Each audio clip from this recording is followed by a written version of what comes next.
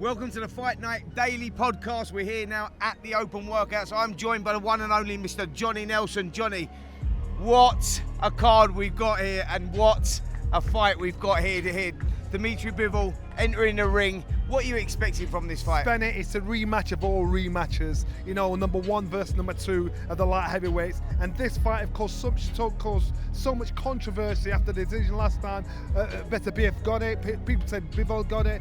I agreed with the decision. Now, will it be repeat or revenge? Bivol's got to go in there and think, what can I do? What did I learn about that fight? Beterbiev himself, he knows he's just got to be consistent being the man he has. But this young man here we've seen in the ring, he knows he's got to step it up, give a little more, express himself a little more, use more energy, set a higher pace, use his youth, use his skill to try and make it revenge rather than repeat. Let's take a little look at Dmitry in here. He's going through his workout here and he's meticulous in what he does, Johnny. That is exactly what he was all about. I spoke to him actually earlier on in the week and he said it was something he had to go soul searching. He had to, look at himself. He's had to go back and reinvent himself. He believes he can win the contest. He knows where things went wrong. I mean, what have you seen and what have you thought about his persona this week? You know what was humble about him? After when he said what happened the last time, he said it was about me.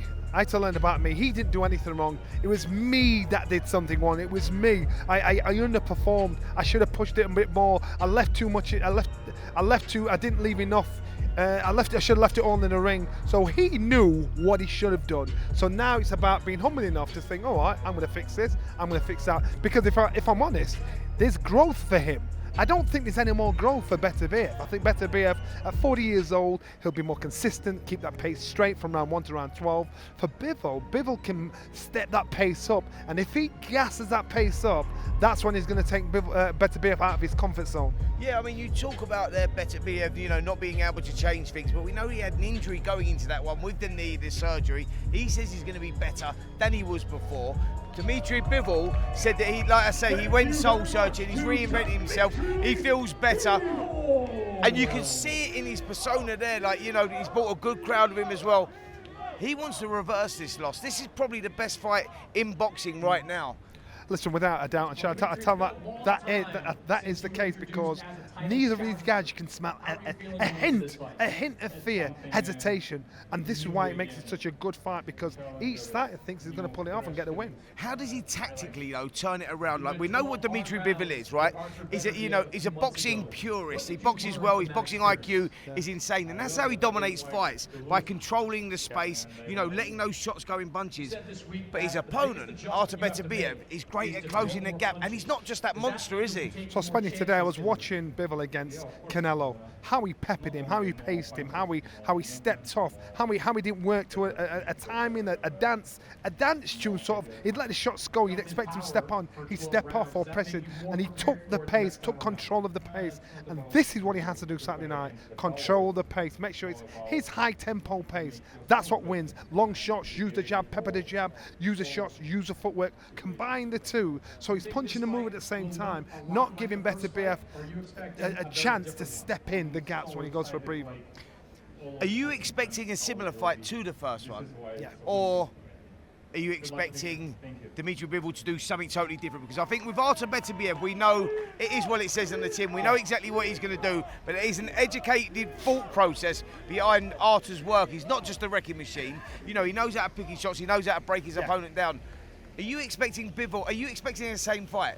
I'm expecting exactly the same fight, but a different pace, a higher tempo, a more sense of desperation from Beterbiev because he'll be thinking, "Wow, I'm have to dig in deep here, and I don't know if I've got it I've got the pace in the tank." Well, listen, we're just getting called into the ring now. Artur Beterbiev. What have you made of him this week? He's been quite quiet, as he always is, a man of few words, but you look at him, Johnny, you know those fighters that have got shark eyes, where you look at him, you look deep into his eyes, and he's a scary man. He's got a scary persona about him. When you interview him, you don't even want to say the wrong words, do you? He's cool, he's measured. You know what he does? He actually fasts fight week for 36 hours, fight week. So this guy does this because he knows when he comes to this point now. So right now, this man's probably not eating, and he'll probably not eat until after the weigh-in. And he'll do that purposely because he wants his body to absorb all the nutrients. At 40 years old, a body like that, a pace like that, the strength, pressure like that, he's doing something right. And what do you say to the people that say, you know, he's 40 years of age, the wheels are going to come off, he's going to be slowing down? Because we've seen no sign of that. You said there, he lives, eats, sleeps boxing. This guy, the very religious guy like you say, but I mean, he only drinks water, he has nothing but water. Like, the guy lives the life, and we've seen no signs of any deterioration, any slowing down. How does he do that at that age, man? He lives the life. Fighters don't do this. Fighters don't live the life. Fighters don't make that commitment. It's a lifestyle. It's not a part-time job. It's the lifestyle. He lives the life, and in doing that, you get the results. Let's take a look at Artur as he comes in the ring now. There he is, and just going through those little warm-ups that we saw with Dimitri Bivol. We've seen all the guys actually have not really given us too much, shown us too much. We've been around them all week, but again, you know, what do you make of him here, Johnny? How's he looking, and how will he be approaching this fight? Looks lean, exactly the same format, exactly the same formula that he did the last time. He knows he doesn't have to change much. He just has to be as intense as he was the last time, but he's got to concentrate on controlling the pace. That's his only problem. He's just got to control the pace because he did nothing wrong the last time. Yeah, I mean, look, let's break the fight down now as we're here. Let's break the fight down between the two. We saw how the first fight went. It was Artur Beterbiev was the guy that was putting on the pressure, taking that space away, the space that Bivol's so good at controlling. Yeah. You know, we look back in fights like when he boxed Canelo Alvarez, and he had Alvarez on the back foot, putting him under pressure, even when he wasn't doing anything with his feet. He was so good at that. But this guy is the master of closing space. Let's break this fight down. How do you see it going?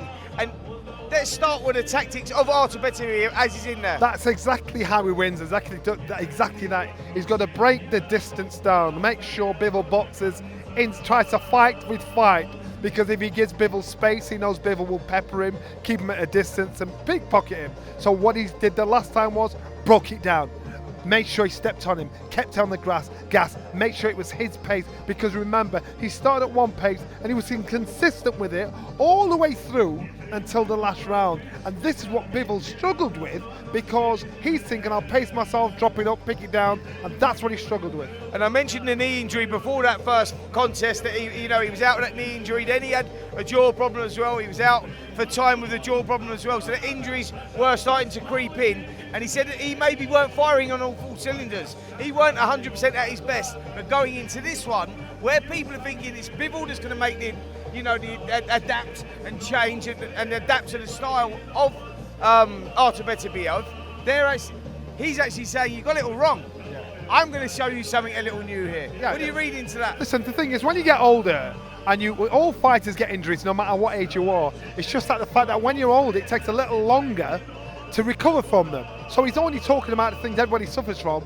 but you know, age makes you just take your time when it comes to recovery. So what's happened to him doesn't happen to every other fighter, but he just knows how to take care of his body, give his body the right nutrition, and does the right thing. His training regime is a bit unorthodox, but it works for him. Hand-foot-eye coordination there is exactly what you're seeing. And hand-foot-eye coordination is so important when you're coming up against somebody that knows how to use the ring, create the distance, and push off your pace. Explain exactly what's going on here, because we've seen it in the past with Lomachenko, we see it with Alexander Usyk, and now we're seeing it here with Artur Beterbiev. You know, what's he doing there with the ball, Johnny? It's all about coordination, right hand-eye coordination. Yeah. Right hand, right foot, right hand, left foot, right hand, and that hand-foot-eye coordination. You'll be using your instinctive footwork without even thinking about it, and that's what he's doing. It's got to be second nature. But that's what people don't understand about that, do they? They think he's just there bouncing the ball, but he translates that into what he's actually doing in the boxing ring, because of the foot movement and the hand and eye coordination. It all comes together, right? So it relates to a boxer. It's a little trick you could do at home. If you had a young toddler and you said play Tiggy with a toddler, let the toddler try and touch your thigh. You just got to move out of the way. You're actually working on brilliant footwork without even thinking about it. Yeah, brilliant. Well, listen, I'm going to have to ask you, mate, as we hear from Artur Beterbiev, and he don't really say too much anyway. He's not said nothing really all week, so I'm not expecting him to say too much in there. But I'm going to have to ask you, Johnny, let's break the, who wins this fight and how? I'm going to go straight to it. They're saying, is it repeat or revenge? I think it's revenge. I think Bivol steps the pace up and just pips him at the post. I think we'll see a trilogy. I think we'll have a fight. We'll have 3 fights, because I think this man here, he's only got so much more he can give. Whereas Bivol, I think there's space for growth, and he knows what he's got to do. Yeah, very, very interesting, that one. Listen, let's talk a little bit about the rest of the card as Artur finishes up in there. I've got to go through a few stories on the bill here. I mean, let's go with Daniel Dubois, Joseph Parker first. Let's break that one down. Great fight, 50-50 fight. Who do you pick in that one and how? You know, I like both fighters. Joseph Parker's such a nice guy. More than deserves the opportunity. But I've got to go towards Daniel Dubois only because he's 27 years old. Only because the way he dispatched and manhandled Anthony Joshua in the last fight, and the direction his career is going, he's now a fighter that truly believes in himself. And he's not the better technical fighter between the two, but by far, I think Joseph Parker is, but he's a better fighter. And he's uncharacteristically so strong, you know, that you can't measure it. His jab is like a massive thud. His right hand is like a dumper truck going through a gate. He's so strong naturally, and this is what I think Joseph Parker's a struggle with. Listen, you mentioned there about improvements there from Daniel Dubois and coming into his own. Now he's developed and become that world champion. Let's talk about Joseph Parker and the reinvention of Joseph Parker. You know the good wins he's had against Zhale Zhang and against Deontay Wilder. You look at that and you go, this guy's only 33 years of age. People forget that world champion back in, when was it, 215, 216, something like that. So he's put on the weight, he's put on the muscle, and he's saying he's going to meet him fire with fire. But don't forget, he's under the tutelage of a good team in Andy Lee. They believe in him. What do you reckon about them tactics of going head to head with a monster like Daniel Dubois? So you look at how Joseph Parker went in and beat Zhale Zhang. He beat Deontay Wilder. These guys are near 40 years old, and both of them have a mix of what Daniel Dubois has: power and strength, knockout strength. And so therefore, instead he's fighting a younger version of these two guys. So his boxing IQ and his youth was enough to outfox, pickpocket, and eventually beat up those two previous names I said. And we quite know Deontay Wilder was past his best, over his best, and Joseph Parker exposed that. But Joseph Parker's got to use his ring IQ to make sure he's too sharp, too smart, too smooth to let Daniel Dubois beat him down. Because Daniel Dubois, if you look at the last fight when he just used a simple jab that almost took AJ off his feet, the right hand, which was an instinctive right hand, when he was hurt, it didn't knock AJ down, it knocked him off his feet. This guy is naturally strong, and when you've got a young man that's a champion that believes in himself, he knows what he's capable of doing. Do you believe though that he could have got wrapped up in his own hype? You know, he's chasing that fight with Alexander Usyk. He's coming here. He said, "Listen, there's no way. I know you grow as a champion, and when you do that, and that historic night that he had with Anthony Joshua." But I'm saying, could he be falling into the trap of believing his own hype and going in there? If you make a fundamental mistake against Parker, you could pay. Yeah, the problem is, funny, I don't. I think he's been cajoled, elbowed into doing that, jumping in the ring to shout out Alexander Usyk on it. That's not him. That's Frank Warren saying, get him there, let him know you're there. This kid, the naivety of it, he loves to fight. He's like, he don't want to do that stuff. But you see how he walked in the ring against AJ. You see how now he's always got a big smile on his face because he's just loving this, thinking he's not bothered about this. He wants to fight. He's having a bit of fun. Yeah. But if it was up to him, he wouldn't do that. This young man is kind of cute. He's so naive and doesn't realise the situation he's in, and he's having fun. Yeah, listen, let's jump on to now, Johnny, the controversy that's happened this week. There's always a little bit of drama surrounding a big fight week. When was it going to happen? You know, how was it going to happen? And it's happened. Shakur Stevenson, Floyd Schofield. Floyd Schofield pulls out this morning. Let's explain a little bit about it. His dad filmed him in hospital saying, Shakur Stevenson tried to kill my son. That was the words that he used. He said that he feels that he said I'm going to break you down the story here. So when I interviewed Shakur earlier on, Shakur said, Floyd Schofield and his dad said that it was my masseuse that would give him some massage cream that had poison in it. He tried to poison him and tried to kill the son. That was from the father saying that's what Shakur had done. But Shakur said, well, I've not even got a masseuse here. I haven't even bought a masseuse. He said, you interviewed him at the beginning of the week, you saw the size of him, and I believe it was all down to weight making. He was trying to cut the weight, and he couldn't do that, and he fell sick. That was the story surrounding all this. I'd love to get the bottom of it. What's your take of it all? So I think Schofield is living vicariously through his son. Schofield has been the loudest one in the room, even more than his son. And I think that's where Samola shout his son up. And it's a big sign when the quietest one is the fight and it's the corner man that's being super loud. I think in regards to all these accusations, apparently he's apologised and taking them back now because they knew it was scandalous what he was saying. And he got to the point where he's making himself look stupid in saying that as well. Now Stevenson was it the said fact he couldn't cut the weight? Couldn't cut the weight, and he knew that. And Stephen could see that, and he said that, and that was the case. And Stevenson called it as it was. So now Josh Padley's got the call from Doncaster. The lesson here is young fighters that don't live in the gym and they don't make it their lifestyle, that aren't always in the gym. This is a lifestyle. It's not a part-time thing. You can't play boxing. You can play tennis, you can play football, you can play golf. You can't play boxing because you can get seriously hurt. So if you make it your lifestyle, opportunity only knocks once or twice in life.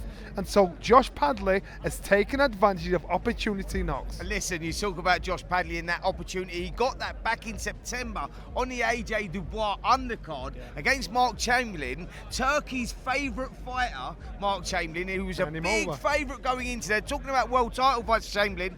Padley went and turned him over. That was about opportunity knocks, and you take that opportunity because that's what it is all about with boxing. This kid is a part-time electrician still, and now he finds himself 15-0, 4 KOs, coming off a good win against Chamberlain, out here boxing a pound-for-pound star in Shakur Stevenson. Insane, but that is what dreams are all about with boxers, and like you say, keeping in shape and taking that opportunity. Took an opportunity, and you know what? And these are the dangerous kind of opponents, because you know when you get somebody stepping in at last minute notice, no matter how high, how big the opponent is, and no matter who you've got, what happens is you think, oh man, and you've got to lift yourself to perform to the best of your ability.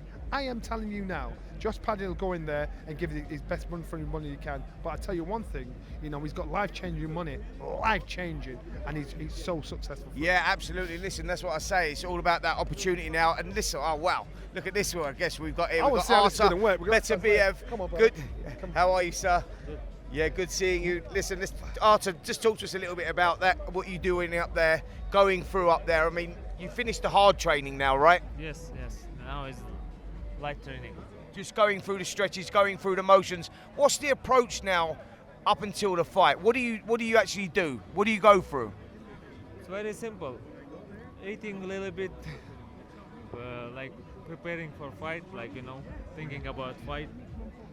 Just tell me, someone tell me, do you fast fight week? Are you fasting fight week? No. Do you fast? No. So when did fasting finish? Fasting finish? Fast. I'm not fasting. You're not fasting? Okay, so I eat. You've eaten now? Okay, so we're good now. How are we feeling? Weight's good and everything? No injuries? Yeah, Inshallah. Now, so when you boxed the first time, I know you was coming off an injury. You had a knee injury and I think you done some jaw injury. But this time, this preparation's been better than the first one. Am I correct? I hope. Yeah, I hope. Yeah, I mean, what are we expecting from you? Tell us, what do you have to do different in this one? I had you winning the first fight. I think Johnny had you winning the first fight as well. I mean, what will you do different? Will you do anything differently? I try to do my best. I need to do everything different and better. Yeah. In my mind, I will try to do.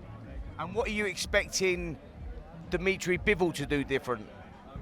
I think he also will do something trying to prepare something. I know. Brilliant. Well, listen, I've got to tell you, it's cold out here. Look, you can see the jackets. So we're going to let you get inside. We know you're only a couple of days away from the fight. Artur, thank you so much. You've been great this week, by the way, and best of luck. Thank you so much. Yeah. Listen, man, a few words as we know, but he seems in a good mood, man. A happy fighter's a dangerous fighter, right? His hands are bigger than mine. Yeah. I don't know, mate. That's scary, man. I He's don't not know, so mate. big in Look the at mind. them. Look at them. Yeah, no. What did you make of that, John? You know what? I think he's very cool, very matter of fact. That's what he had to do. Kind enough for him to come and give an interview. Yeah. Gives a little bit before he shoots off. That's probably the last time I'm going to be able to talk to him. Now it's down to business. Yeah, and Johnny, can't wait for this show, mate. What a night we got! The best night of boxing I think that I've ever been around. Listen, You we as start well. on Sky 4 p.m. On Saturday. 4:45, around 4:45, Joshua Buatsi against Callum Smith. At 5:45, Zhilei Zhang in action. Can you imagine? It's going to be daylight when these fights start, and what a way to start a show. You know, usually you start a show with 6 round, a little soft touch. They're starting deep. Listen, what a way to start a show. we never even mentioned Zhilei Zhang Agit Kabiel. That's how stacked this card is. Just a quick one on that one. Who wins that one, by the way? I'm going Zhilei Zhang. I think Zhilei Zhang, don't underrate him, don't dismiss him. You know, a consistent pace, but he'll be strong with it as well. That southpaw style. When you see this two of them stood together and scaled, you realise how much of a task is at hand. Well, Johnny, what a fantastic night of boxing we got on Saturday. And guys, make sure you tune into the talkSPORT Boxing YouTube channel and across all the platforms for all the up-to-date stuff. Stay tuned, and we'll see you tomorrow. On AM, on DAB, via the talkSPORT app and on your smart speaker. talkSPORT.